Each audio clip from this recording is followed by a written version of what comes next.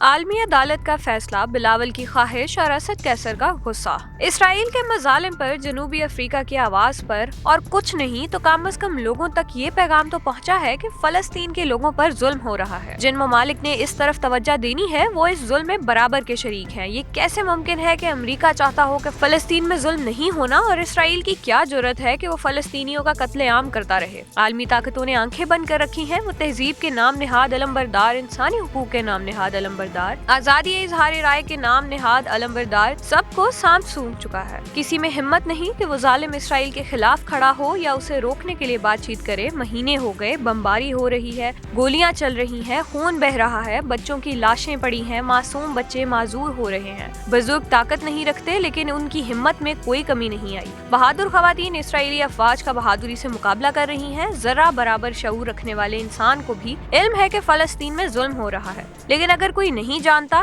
یا جاننا نہیں چاہتا تو وہ صرف اور صرف وہ ہیں جنہوں نے دنیا میں امن قائم رکھنے کے لیے کام کرنا ہوتا ہے۔ یہ حالات جہاں مغربی دنیا کے لیے باعث شرم ہے، وہاں امت مسلمہ کے لیے بھی باعث شرم ہے۔ دنیا میں جتنے بھی مسلمان ممالک ہیں، کیا انہیں فلسطین میں بہنے والے خون اور معصوم بچوں کی چیخیں سنائی نہیں دیتی؟ جو لوگ آج فلسطین میں سب کچھ دیکھ رہے ہیں، یہ کل کیا جواب دیں گے؟ ان حالات میں اور کچھ نہیں تو کم از کم ایک چیز تو تصدیق شدہ ہوئی ہے کہ ظلم ہو رہا ہے۔ عالمی عدالت انصاف نے اپنے عبوری فیصلے میں قرار دیا ہے کہ اسرائیل کی جانب سے فلسطینیوں کی نسل کشی کیے جانے کے جنوبی افریقہ کے عائد کردہ الزامات میں سب کچھ درست ہے۔ اسرائیل غزہ میں انسانی امداد کی اجازت دے۔ عالمی عدالت انصاف کے 17 رکنی پینل میں سے 16 ججز موجود تھے اور صدر عالمی عدالت انصاف نے عبوری فیصلہ سنایا۔ عالمی عدالت انصاف نے عبوری فیصلے میں کہا کہ حماس حملے کے جواب میں اسرائیلی حملوں میں بہت جانی اور انفراسٹرکچر کا نقصان ہوا ہے۔ عالمی ادارہ انصاف نے غزہ میں انسانی نقصان پر تشویش ظاہر کی ہے اور کہا ہے کہ غزہ میں اسرائیلی حملوں میں بڑے پیمانے پر شہریوں کی اموات ہوئی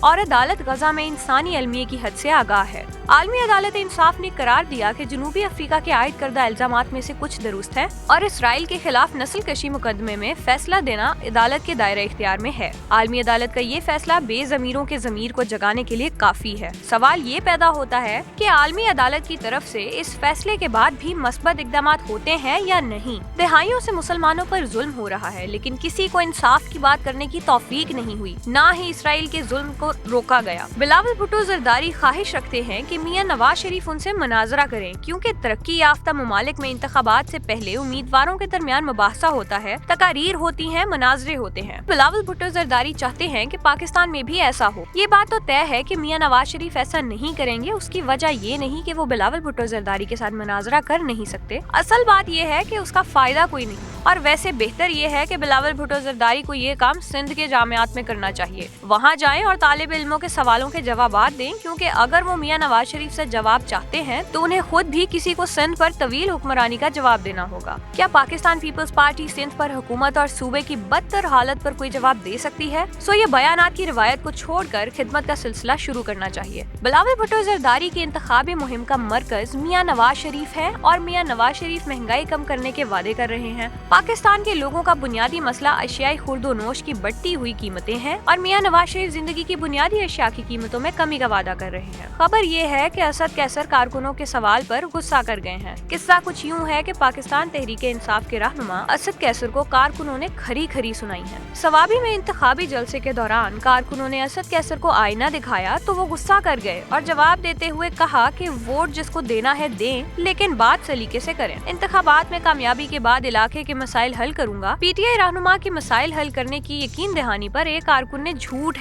ہے کا نعرہ بھی لگایا۔ اب جو بویا ہے وہ کاٹنا تو پڑے گا۔ جب پی ٹی آئی کا کوئی رہنما سلیقے سے بات کرنے کا درس دے تو اسے یہ ضرور دیکھنا چاہیے کہ گزشتہ ایک دہائی میں پی ٹی آئی نے کس کلچر کو فروغ دیا ہے۔ عزتیں اچھالنا، لان تان، گالی گلوچ اور کسی کا حیا نہ کرنے کی روایت پاکستان تحریک انصاف سے ہی جڑی ہے۔ اب لوگوں کی باتیں سنیں، جواب دیں کہ 10 سال صوبے میں حکومت کی ہے، اس دوران کتنے وعدے کیے اور کتنے پورے کیے جائیں گے۔ لوگوں کو جواب دیں۔ انتخابات میں ووٹ مظلوم بن کر ہمدردی حاصل کرنے کی بجائے کارکردگی کی بنیاد پر مانگیں۔ اگر کچھ کیا ہے تو लोगों को बताएं, नहीं कर सके तो बताएं कि अवाम ने मौका दिया लेकिन खिदमत नहीं कर सके। गुस्सा न करें, हकाइक को सामने रखते हुए लोगों से बात करें। ये वोटर्स हैं, आपके गुलाम तो नहीं। आखिर में फैज अहमद फैज का कलाम। मेरे हमदम मेरे दोस्त, गर मुझे इसका यकीन हो मेरे हमदम मेरे दोस्त, गर मुझे इसका यकीन हो कि तेरे दिल की थकन, तेरी आंखों की उदासी, तेरे सीने की जलन, मेरी दिलजुई मेरे प्यार से मिट जाएगी। गर मेरा हरफे तसल्ली वो दवा हो जिससे जी उठे फिर तेरा उजड़ा हुआ बेनूर दिमाग, तेरी पेशानी से धुल जाएं ये तजलील के दाग, तेरी बीमार जवानी को शिफा हो जाए। गर मुझे इसका यकीन हो मेरे हमदम मेरे दोस्त। रोजो शब शामो सहर में तुझे बहलाता रहूं, मैं तुझे गीत सुनाता रहूं हल्के शीरीं, आबशारों के बहारों के चमनजारों के गीत,